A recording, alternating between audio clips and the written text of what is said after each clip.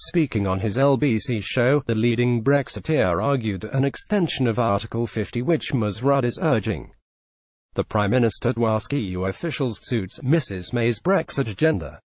The former Ukip leader claimed the Brexit conspiracy would see the Prime Minister rehiring the Tory MP to a cabinet position so that she could push for a delay of the negotiating process. The Work and Pensions Secretary, together with Justice Secretary David Gauke, Business Secretary Greg Clark, and Scotland Secretary David Mundell, confronted Mrs May at a meeting last week. The cabinet rebels demanded the Prime Minister takes no deal off the table by extending Article 50. Mr Farage said, "Why won't she sack them?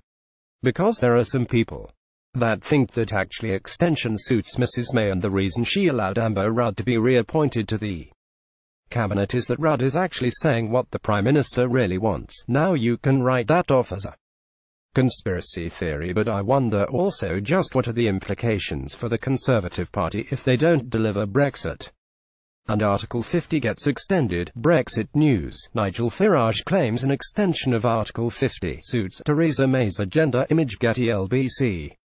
Amber Rudd is actually saying what the Prime Minister really wants. Nigel Farage. Four ministers insisted that if Mrs May refuses their demand, they will back Labour MP Yvette Cooper and Tory grandee Sir Oliver Letwin's plan for Parliament to seize control of the Brexit process. One Tory minister told The Sun, the Prime Minister has a choice, and that was made clear to her: either take no deal off the table by extending Article 50 or she will have to sack the lot of us, and still be defeated. News of the ultimatum came as it emerged the Prime Minister has given up on sealing a new deal in time for the Commons vote. The new meaningful vote is due to be held on February 26, after Mrs May returns from her Brussels negotiations.